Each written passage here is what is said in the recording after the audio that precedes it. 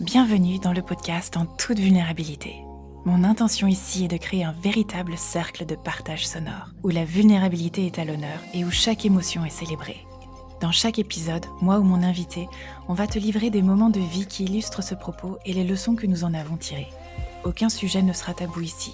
On va parler spiritualité sans bullshit, partager nos leçons de vie et ce que j'ai appris des belles personnes que j'ai pu accompagner, et aussi de la maternité. Je suis ton hôtesse, Nina Cagnac, praticienne en développement perso qui aide les autres à retrouver leur pouvoir. Mon but, que dans chacun de ces épisodes, tu y trouves au moins une pépite, une information qui t'aide à avancer dans ta vie. Alors installe-toi, ouvre ton cœur et c'est parti pour l'épisode du jour. On a tellement à découvrir ensemble.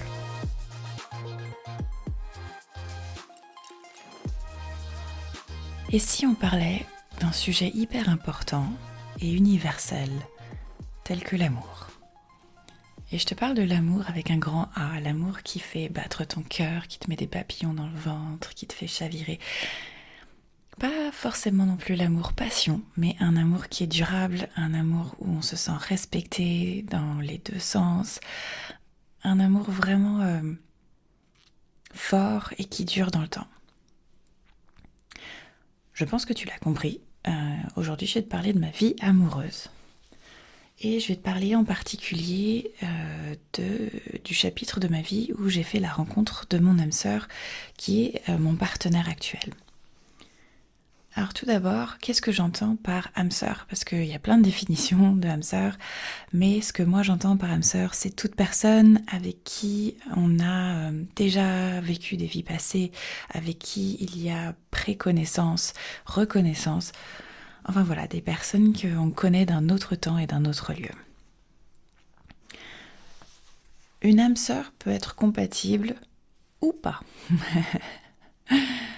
Donc en detailing, on évite de recommander aux gens de demander leur flamme jumelle. Alors je ne sais pas si tu as déjà entendu parler du concept de la flamme jumelle.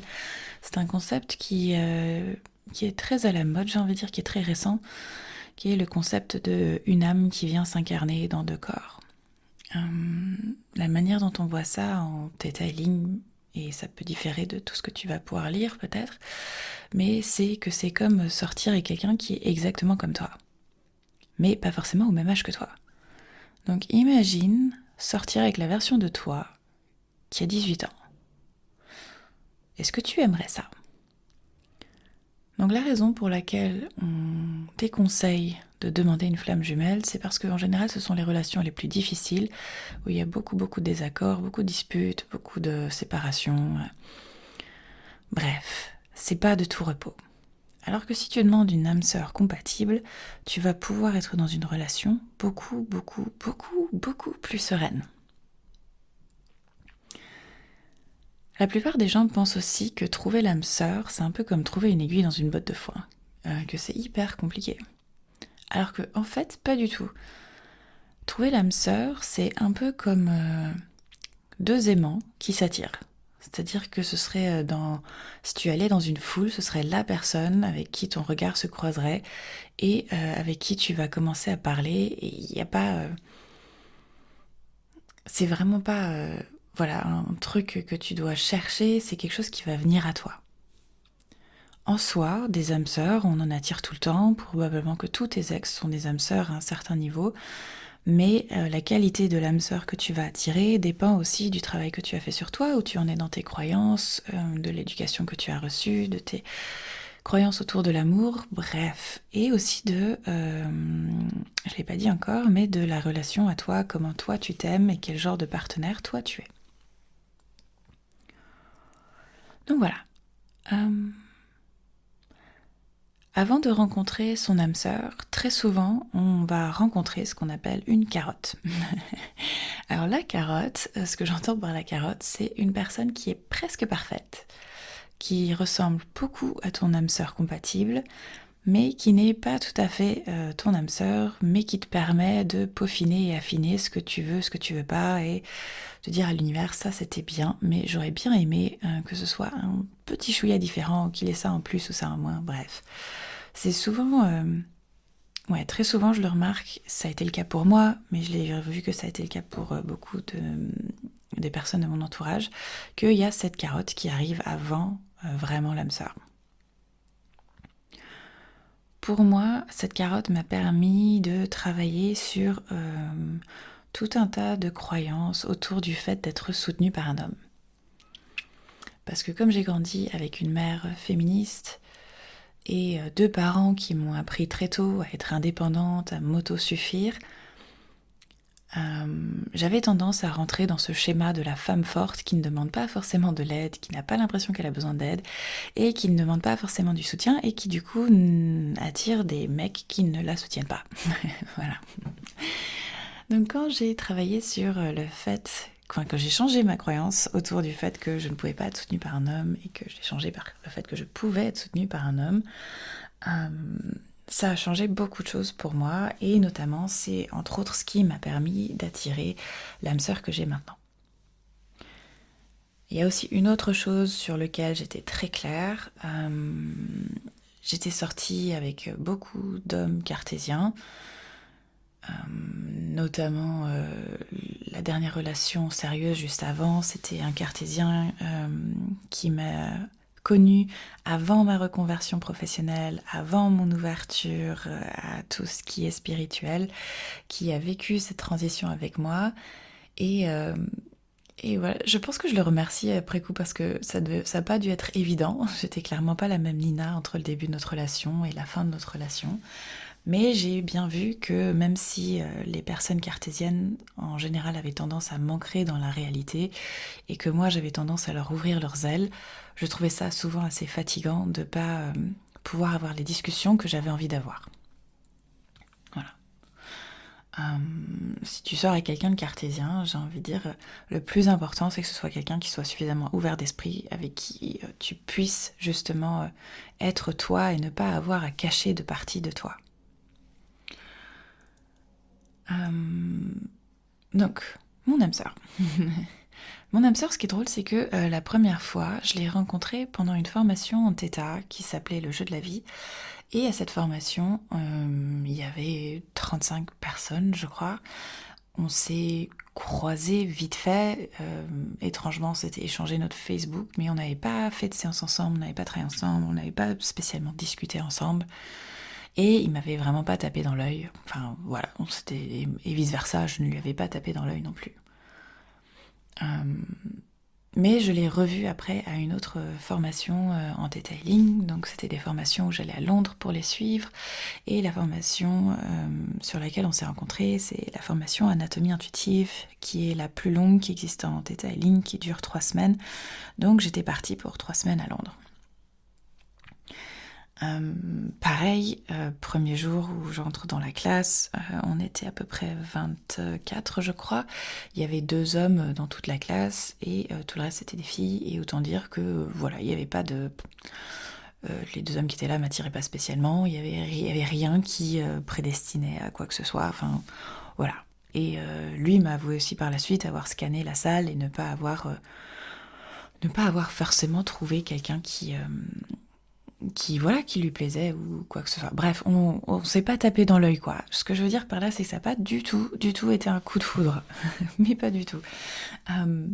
Mais c'est pas grave. C'est pas parce qu'il n'y avait pas d'attraction au début que les choses n'ont pas changé.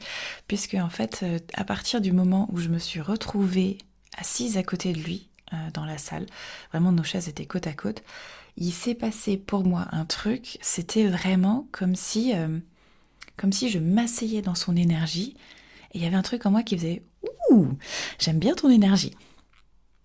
Et c'est quelque chose que je venais de vivre justement avec ma carotte juste avant, la même chose d'être assis à côté de cette personne et de ressentir cette énergie. Et cette énergie, c'est comme si nos 2 énergies parlaient et que je pouvais sentir cette espèce d'alchimie dont on parle, ce côté purement, pas du tout mental, mais purement énergétique de... ah ouais, il y a un truc qui me plaît là. Il y a un truc qui me plaît.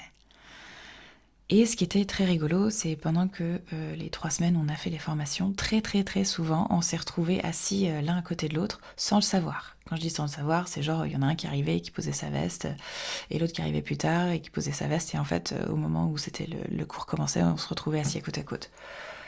Euh, donc il y a eu pas mal de moments comme ça, et je pense qu'à la fin de la première semaine, j'ai dû commencer à flirter avec lui parce que voilà, moi j'avais compris que j'étais attirée par lui.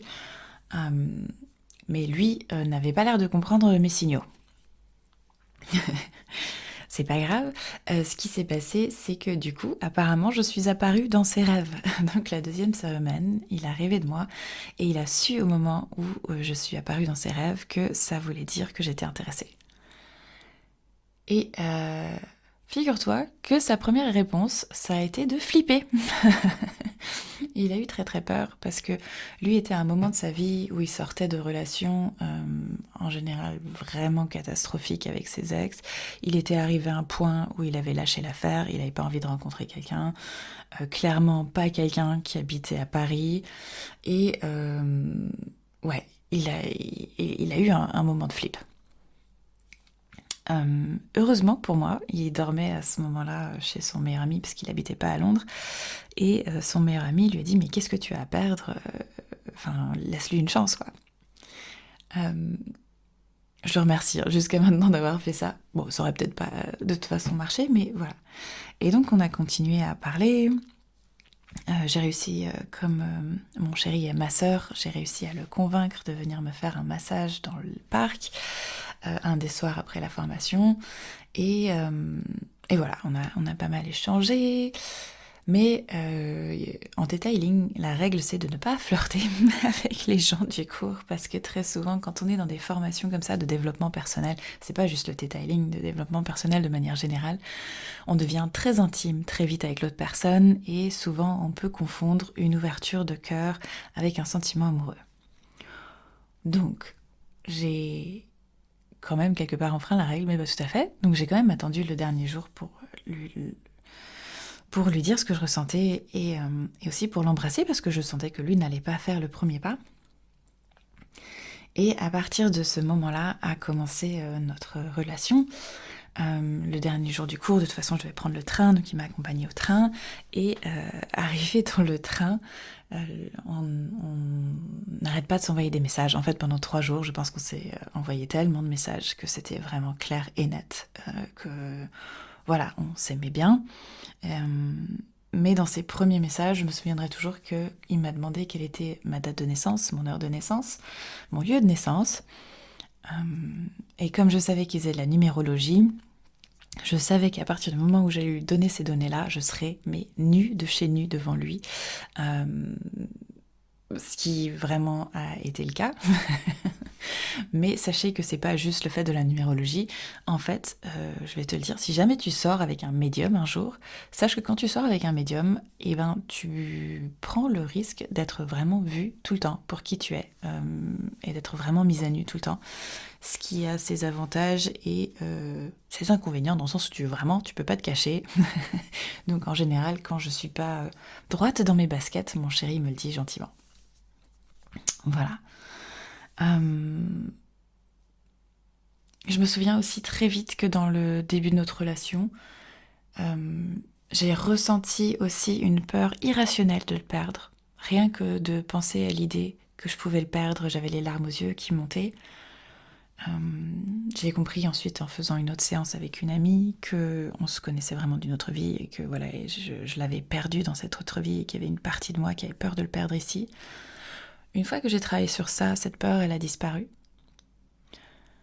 Je suis aussi tombée enceinte très très vite. Je suis tombée enceinte au bout d'un mois en fait, donc je l'ai découvert au bout de 2 mois.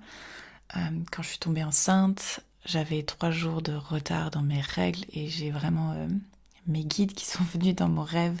Et j'avais vraiment mes guides qui m'emmenaient en bateau à la pharmacie chercher un test de grossesse. Donc quand je me suis réveillée, je savais clairement que j'étais enceinte. Je suis allée faire un test de grossesse, ça a montré que oui.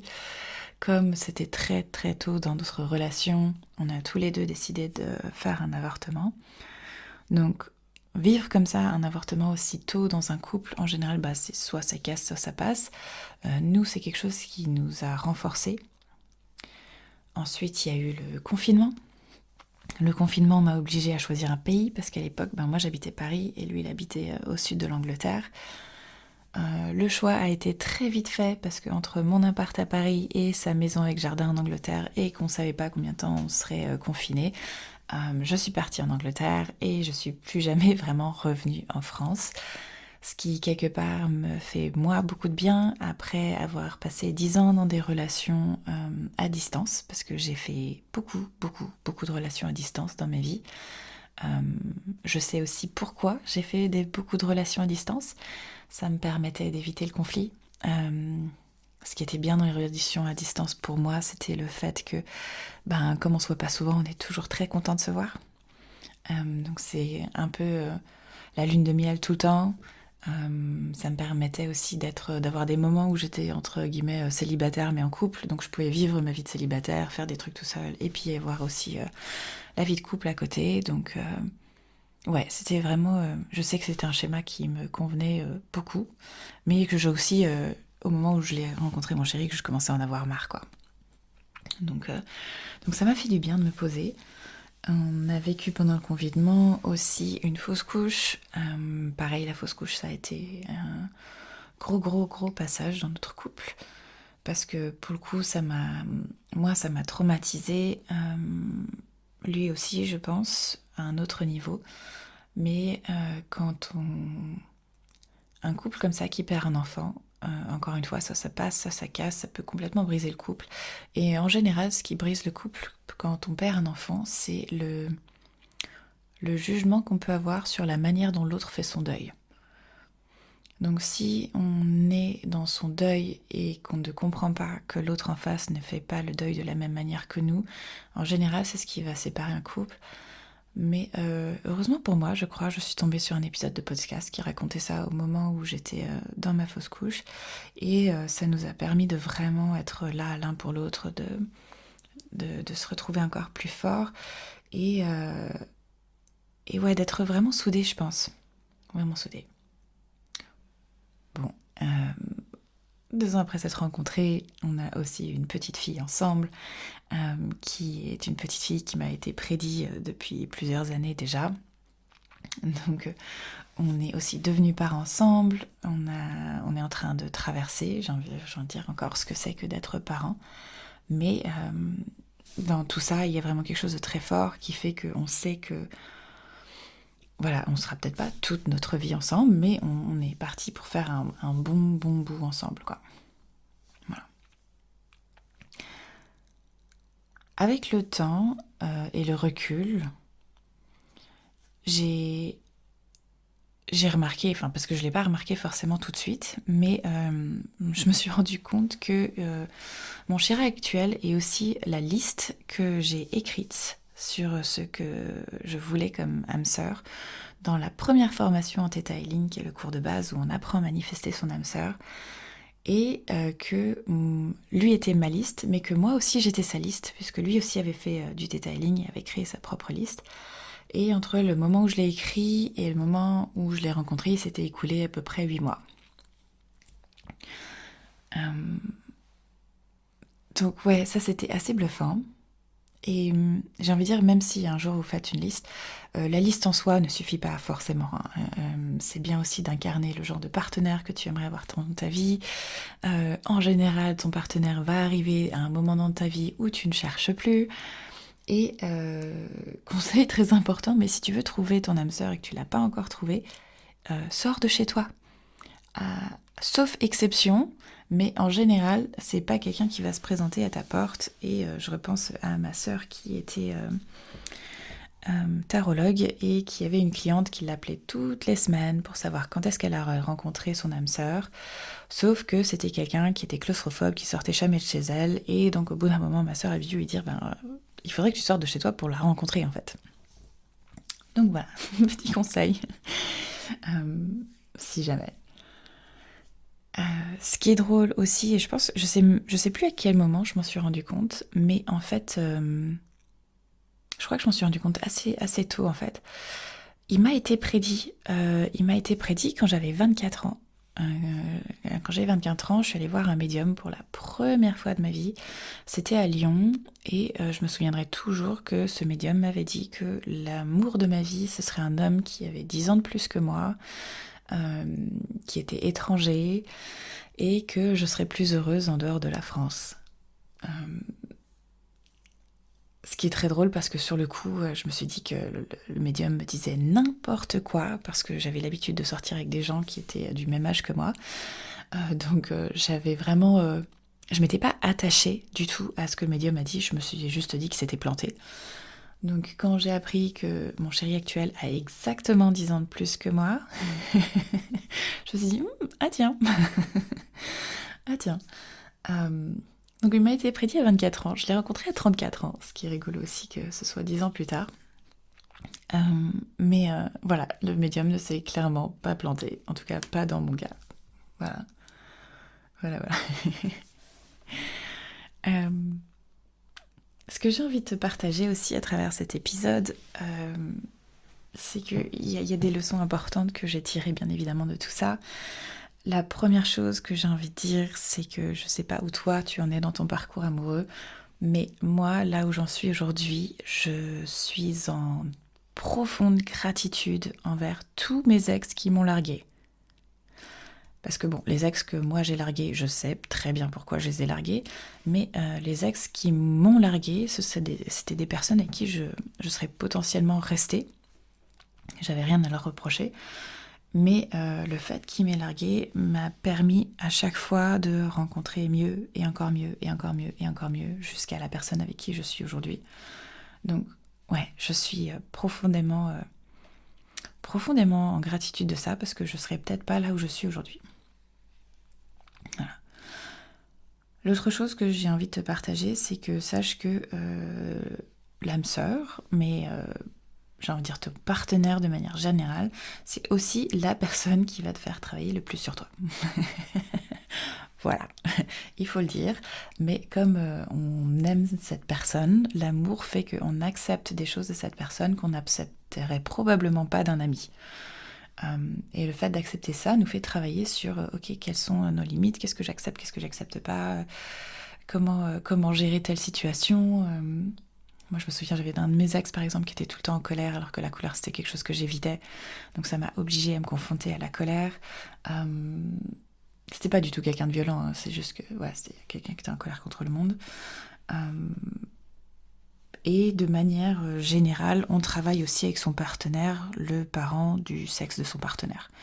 Donc moi qui suis dans une relation hétéro, mon chéri, je travaille beaucoup la relation avec mon père à travers lui, et lui travaille sa relation à sa mère à travers moi. C'est pas forcément quoi que ce soit qu'on puisse faire contre ça, c'est juste que voilà, c'est la chose, l'ordre normal des choses. Mais ça m'a permis aussi de me rendre compte, ou de réparer des choses, je sais pas comment on peut dire ça, mais que mes parents, par exemple, aucun des deux ne sait me soutenir émotionnellement. Et je me suis là trouvé un chéri qui me soutient émotionnellement et qui sait le faire. Et c'est juste hyper réparateur pour voilà, ma relation. Mais oui, sachez aussi que vous pouvez travailler vos deux parents avec votre chéri, puisque vos parents sont en général le premier couple avec lequel vous avez grandi. Ça va venir influencer toutes vos relations passées. Si l'un de vos parents avait tendance à tromper l'autre, soit vous allez tromper vos partenaires, soit vous allez être trompé. Voilà, très souvent, il y a des similitudes dans notre manière de faire et d'être. Donc plus on travaille sur soi, moins ces choses se répètent. Voilà, voilà. Ceci dit, je remercie absolument mon père de m'avoir dit depuis que je suis toute petite que le prince charmant n'existe pas. Parce que je pense que c'est important dans la société dans laquelle on grandit, avec les films avec lesquels on grandit, les histoires avec lesquelles on grandit.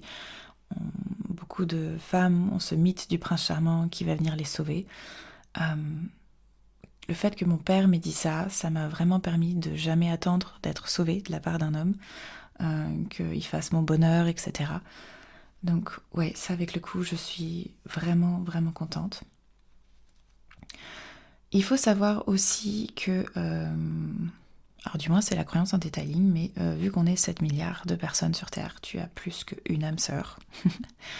En général, tu en as entre 160 et 240. Alors le chiffre, je le sors de Vaiana, c'est la créatrice de la technique du detailing qui dit ça. Mais juste pour te dire que voilà, t'as une chier d'âmes sœurs là sur Terre en ce moment, de tout âge différent, de toute taille différente, de différents sexes. Donc tu as l'embarras du choix, d'où le pourquoi c'est important de faire une liste, ou du moins de savoir qu'est-ce que tu veux, qu'est-ce que tu ne veux plus, parce que ça te permet de faire le tri parmi tout ça. Voilà. Si tu écris une liste, important aussi d'avoir du discernement. C'est pas parce que tu viens d'écrire une liste, de manifester ton âme sœur, que la première personne venue sera ton âme sœur. Donc toujours garder le discernement sur est-ce que cette personne me convient ou pas. Et faire aussi attention à ce que tu demandes et ce que tu mets dans ta liste, parce que selon ce que tu demandes, ça peut créer certains challenges. Ou si par exemple tu demandes à avoir quelqu'un qui t'aime inconditionnellement, il y a de fortes chances que l'univers t'envoie un chien. Donc, mon conseil, c'est que peu importe ce que tu mets sur ta liste, et elle ne doit pas faire 4 pages à 4, hein, on est bien d'accord, ce qui est important sur sa liste, c'est qu'il y ait les valeurs fondamentales pour toi.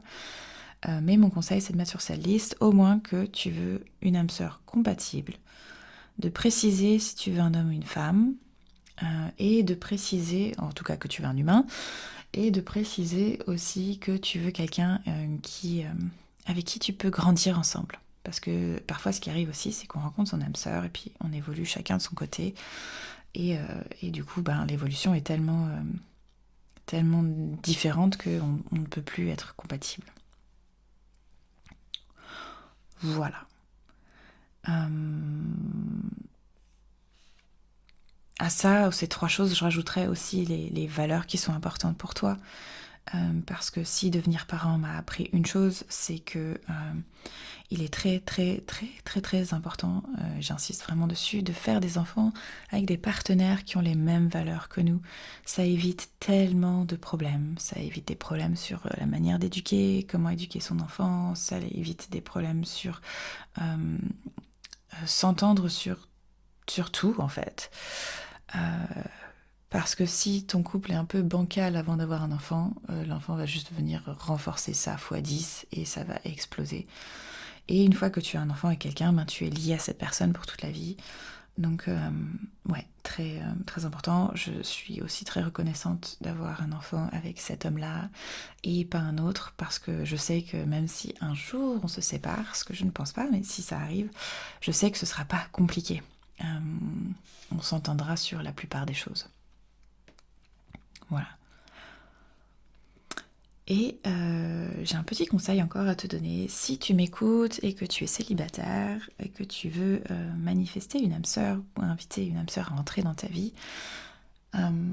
mais que jusque-là tu as eu que des relations ou des ex catastrophiques. Ce que j'entends par catastrophique, c'est vraiment des gens avec qui c'est même pas qu'on n'est pas sur la même page, quoi. C'est qu'on n'est pas sur le même livre, et que c'est que ça marche jamais. Alors, j'aime pas utiliser forcément le mot relation toxique, mais que ce sont des relations qui, ne t'ont pas apporté de bonnes choses. Je me souviendrai toujours, c'était dans un des livres de Gay Hendricks, je sais plus si c'était dans Le Grand Saut ou son deuxième livre qui était La Zone de Génie, mais il a écrit aussi des livres sur l'amour. Il parle vraiment que lui, il a eu comme ça que répéter des schéma de couple qui n'était pas spécialement top, parce que évidemment le modèle qu'il avait de ses parents n'était pas top, et que en fait un jour il a demandé à rencontrer quelqu'un qui ne ressemble à personne qu'il ait jamais connu. Donc de rencontrer quelqu'un comme jamais, comme il ne connaissait pas, d'être dans une relation comme il ne connaissait pas. Mais que ce soit quelqu'un qui respecte sa singularité et sa créativité. C'était ces 2 conditions, je crois. Et je trouve ça très chouette parce que souvent on sait ce qu'on veut, on sait ce qu'on veut pas, mais parfois on n'a pas encore idée de ce qui pourrait être. Donc en demandant à voir quelqu'un comme tu n'as encore jamais connu, tu ouvres la porte à des choses à des cadeaux, j'ai envie de dire, encore plus beaux que ce que tu pourrais imaginer. Voilà. Et mon tips, du moins mon conseil aussi, c'est que je pense que pour être dans une relation, alors j'ai envie de dire une relation consciente, mais dans une bonne relation, moi je pense que la clé de ça, c'est clairement l'ouverture d'esprit, euh, pouvoir être vulnérable chacun, de pouvoir communiquer, de pouvoir s'engager envers l'autre, mais aussi s'engager envers soi. Ce que j'entends par s'engager envers soi, c'est s'engager à se connaître soi, s'engager à ne pas changer, à être qui on est, et être dans une relation où l'autre t'accepte exactement pour qui tu es, où t'as pas besoin de mettre de masque ni quoi que ce soit. Voilà. Donc voilà, je pense il est hyper important de trouver quelqu'un qui te respecte et qui t'honore pour qui tu es. Euh, et aussi de savoir profondément que tu es un trésor, que tu vaux de l'or, que tu es précieuse, que tu es quelqu'un ouais, qui mérite aussi l'amour, parce que souvent on doit travailler aussi sur le fait de mériter l'amour. Donc voilà, voilà. Donc si tu veux apprendre à t'aimer plus, parce que souvent ça passe par là, apprendre à s'aimer plus pour attirer à soi des gens qui nous aiment, parce que c'est tellement plus facile d'accepter l'amour de quelqu'un quand on s'aime soi, ou que tu veux apprendre comment vivre avec ton âme sœur une fois que tu l'as trouvée, sache que j'enseigne 2 formations sur le sujet. Il y en a une que je vais enseigner bientôt qui est âme sœur, qui est vraiment, on travaille sur les croyances autour de l'amour de soi, mériter l'amour, ce que veut dire une âme sœur, on passe en revue les différents types d'âme sœur. Voilà, c'est un de cours, une formation qui dure 2 jours. Et il y a la formation d'après qui est toi et ton partenaire, qui est vraiment... Alors je dis toi et ton partenaire de vie parce que en fait c'est vraiment comment apprendre à habiter, cohabiter avec quelqu'un qu'on aime profondément. Donc en général c'est son âme sœur, mais ça peut être aussi un coloc ou quelqu'un d'autre. Ça peut être même apprendre à vivre avec ses parents. Donc comment partager un espace, comment faire en sorte que ça dure dans le temps, que ça se passe bien, que peu importe si on est une famille recomposée ou pas, ça se passe bien aussi. Donc voilà, si ces formations t'intéressent, tu pourras trouver tous les détails sur mon site ou en lien dans les notes de ce podcast. Avec tout ça, bien évidemment, je te souhaite d'être avec ton âme sœur compatible ou de rencontrer une âme sœur compatible parce que j'aimerais tellement que tout le monde puisse vivre le genre d'amour que je suis en train de vivre. Alors, pas exactement le même parce que c'est celui qui me convient à moi et que ce sera probablement pas celui qui convient aux autres, mais trouver quelqu'un qui te chérit et qui t'accepte vraiment pour qui tu es. Et je pense que l'amour c'est un sujet tellement important dans notre vie que vraiment j'aimerais que tout le monde trouve son partenaire idéal, quoi. Voilà. Voilà.